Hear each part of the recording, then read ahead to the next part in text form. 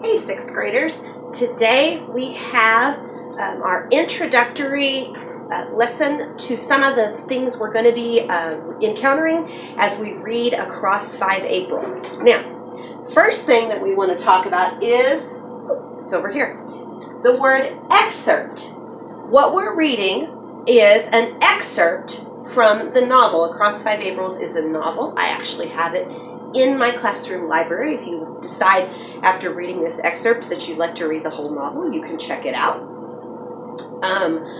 But Across 5 Aprils is an excerpt, and what that means is it's a smaller piece of literature taken out of a larger work. So this is just a small part of the larger work we're studying.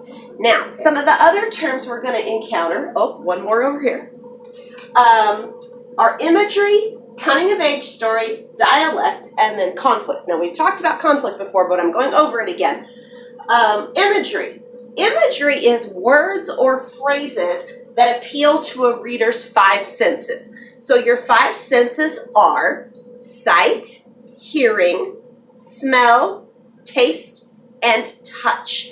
And so these would be words or phrases that really make you think of what it is they're describing. So sometimes an author will describe something, a smell, and you're like, oh man, I can almost smell that, right? Fresh baked cookies out of the oven, and maybe the way they describe that, you're like, I can really smell it. Same with taste, or if it's how something looks, you can kind of almost close your eyes and see that picture. That's imagery. We also sometimes call it sensory language. The next thing is coming of age. Now, a coming of age story, in a way, Phoebe and the General was also a coming of age story. But a coming of age story is a story in which the main character has a sort of initiation into adulthood or a time when the decision-making process matures. This is a story in which the main character grows up significantly. Sometimes they actually age, right? They would age anyway, but sometimes it's, they turn 18 or they turn 21. But most of the time in a coming of age story, it's a story that shows how the character matures in some way, how they grow up in some kind of important way. They go through something that makes them a better person on their way to adulthood. The next thing I want to talk about is dialect. Dialect is, let me say like this. Did you know that they speak Spanish in Mexico? Sure, you knew that. There's a country in Central America called Honduras, and they speak Spanish in Honduras. They also speak Spanish, of course, in Spain. But the Spanish they speak in each of those places is a little bit different. It's still Spanish, but some of the words are different, some of the grammar is different, some of the pronunciation is different. You could also ask about the English language. We speak English here in America, most people, and in England, most people speak English. But do you know, in England, what a boot is?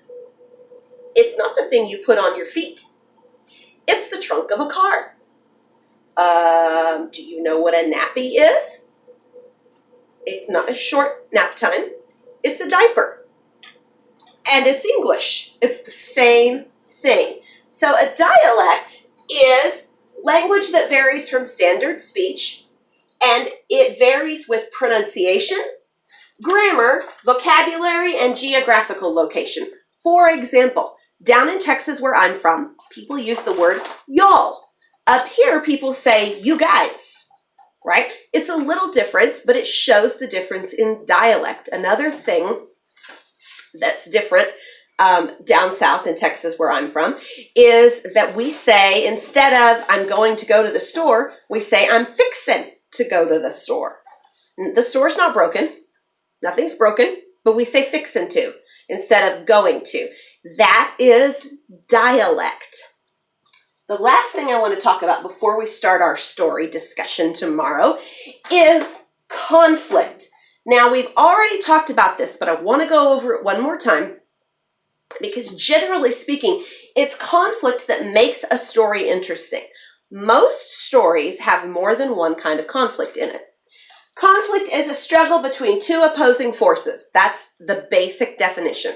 This guy, and we're going to butt heads, okay? But maybe it's not a guy. So what are we talking about? Man versus self. Maybe you have a decision inside yourself you have to make and you're struggling with that. That's a man versus self conflict, and that's an internal conflict. Man versus self is the only one that's internal. The rest of them are external. Man versus man, that would be one person against one person, or one group against one group, one-on-one.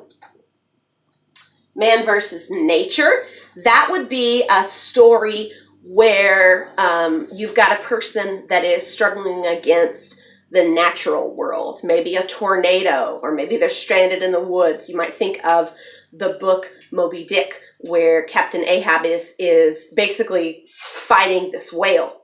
Or you might think of the book Hatchet, or Call of the Wild. That's where somebody is struggling against stuff that's going on in nature.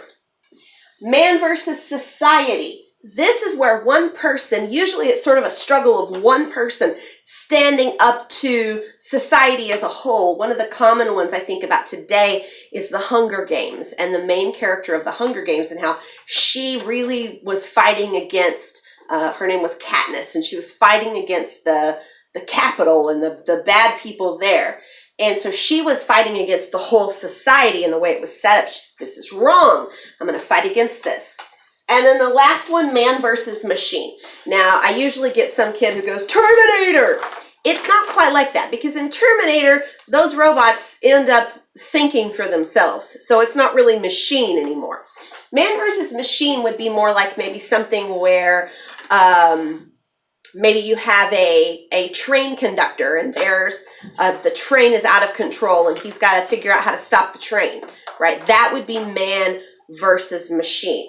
Or maybe there's a bomb, right? And they bring in a guy who knows how to defuse a bomb. And so that's, again, man versus machine. So those are our main 5 kinds of conflict. Remember, 1 internal, 4 external.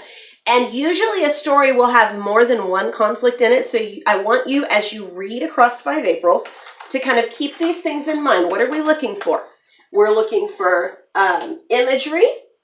We're looking for things that show us that this is a coming of age story.